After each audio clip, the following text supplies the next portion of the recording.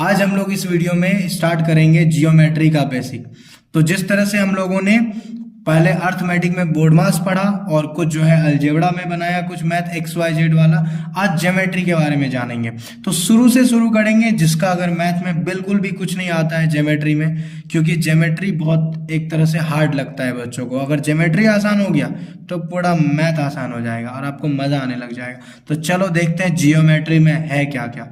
तो जियोमेट्री में क्या है कि इसमें शुरुआत से हम लोग पढ़ेंगे कुछ चीजें, और इसमें कुछ नहीं रटेंगे, कोई थ्योरी नहीं, कोई बड़ी रट्टा वाला काम नहीं करना। आप वीडियो देखोगे समझ आ जाएगा, एक दो बार देख लेना है, अगर एक बार में नहीं तो दोबारा समझ आ जाएगा। बाकी मैथ भी बनेगा तो आप रिलेट करते चलोगे। नंबर वन तो ये है कि इसमें हम लोगों को फिगर के बारे में बहुत अच्छे से समझना पड़ता है। तो इसलिए शुरुआत से ही हम लोग समझेंगे कि पहला जो ज्योमेट्री का स्टार्टिंग पॉइंट है वो पॉइंट ही है, स्टार्टिंग पॉइंट। ठीक है, पॉइंट जिसको हिंदी में हम लोग बिंदु बोलते हैं। ठीक है, कुछ भी रटना नहीं है, बिल्कुल समझना है, सब कुछ मजा आएगा। पॉइंट मतलब क्या कि जैसे ये आपको पॉइंट दिख रहा है, ये पॉइंट है, बट इसको क्या कहेंगे कि इसकी ना कोई लंबाई होती है, यानी कि नो लेंथ, कोई लंबाई नहीं होता इसका, नो लेंथ, नो ब्रेथ, इसका कोई चौड़ाई नहीं होता।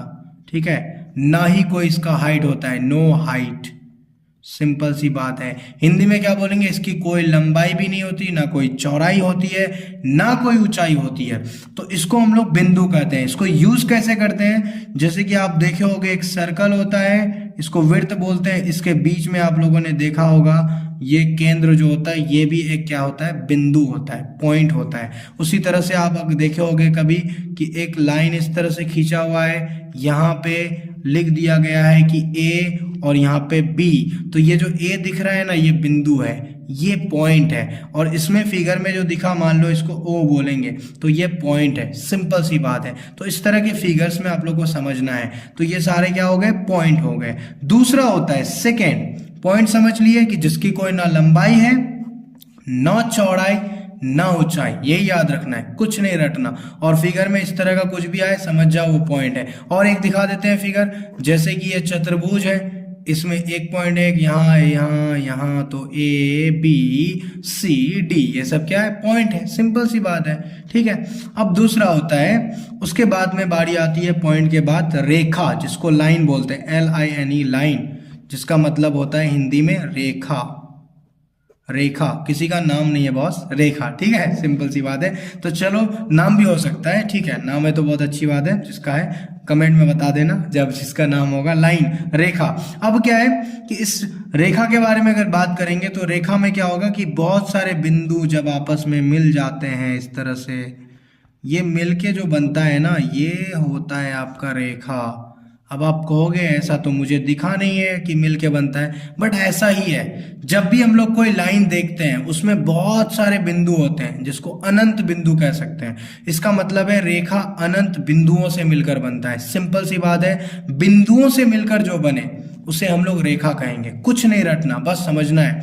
तो यहाँ पे बहुत सारे बिंदु है। अब आप कहोगे दिख तो रहा नहीं है, तो हम दिखा सकते हैं, चाहे तो हम इसका बिंदु का कोई भी बिंदु ले सकते हैं इस रेखा के बीच में। जैसे मान लो एक रेखा खींचे और इसमें मुझे मन किया यहाँ पे P डाल देंगे, तो ठीक है, कोई बात नहीं। यहाँ पे Q डाल देंगे, हाँ कोई बात नहीं। आप कहोगे हाँ नहीं और निकलेगा बिंदु, हाँ और निकल सकता है। यहाँ पे M डाल सकते हैं, तो कोई भी बिंदु ले सकते हैं, क्योंकि इसमें बहुत सारे अनंत बिंदु है और हर दो बिंदुओं के बीच में भी बहुत सारा है। तो ये हो गया रेखा। रेखा कौन है, जो बिंदुओं से समूह से मिलकर बना।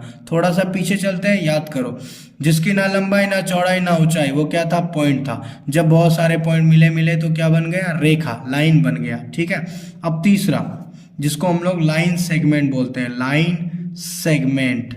लाइन सेगमेंट का मतलब रेखाखंड हिंदी में। ठीक है, रेखाखंड, इस नाम में ही छुपा हुआ है इसका जवाब।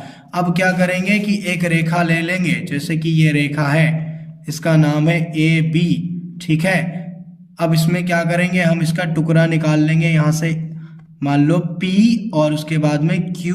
तो यहाँ पे जो निकला ये P, बिंदु P, और ये Q जो निकला, ये हमारा क्या हुआ, रेखाखंड। ये टुकड़ा है, ये पूरा रेखा था। क्या ए भी क्या था, पूरा रेखा था। ये क्या है, इसका टुकड़ा है, ये रेखाखंड है। सिंपल सी बात है।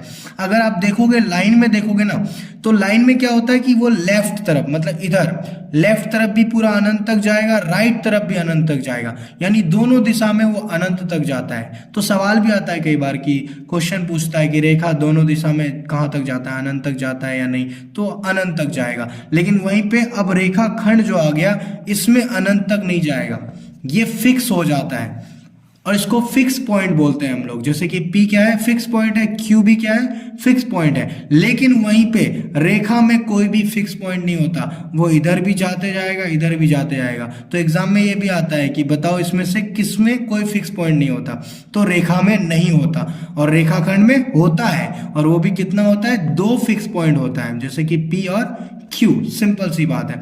अब चलते हैं नंबर 4 में पहुंचते हैं हम लोग। 4 में क्या होगा, उसको हम लोग रे बोलते हैं। क्या बोलते हैं, रे।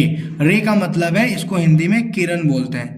किरण भी किसी का नाम होता है, ठीक है। तो चलो आगे बढ़ते हैं। रे मतलब किरण हो गया।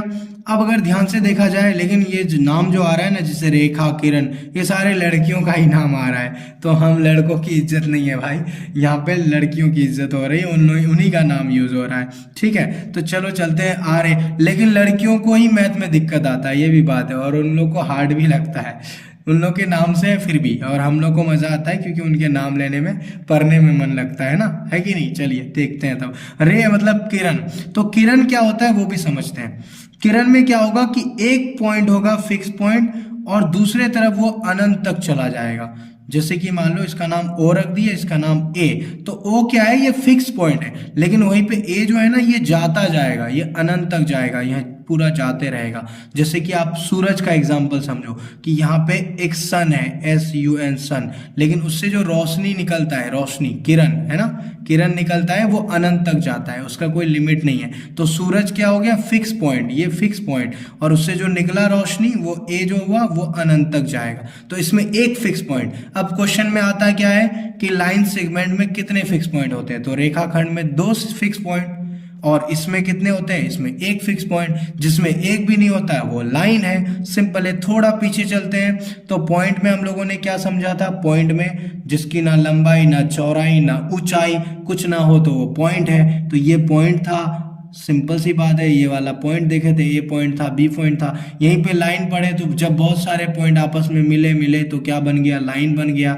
और उसी लाइन में से हम लोगों ने एक टुकड़ा निकाल लिया P और Q को, तो हमारा वो रेखा खंड निकल गया। अब क्या है कि एक फिक्स पॉइंट हो गया तो ये रे हो गया, सिंपल है। अब चौथा जो फाइनल पॉइंट है उसको हम लोग बोलते हैं, क्या बोलते हैं, कोण बोलते हैं। कोण, कोण, कोण का मतलब है एंगल, ANGLE एंगल। ये हम लोग का फाइनल पॉइंट है। यहां समझने के बाद अब मैथ की तरफ बढ़ेंगे। तो एंगल में क्या होता है कि जैसे एक रे ले लेते हैं OA, ठीक है, और दूसरा रे ले लेते हैं, इसको भी O, फिक्स पॉइंट O ही रखते हैं, इसको ले लेते हैं OB, ठीक है।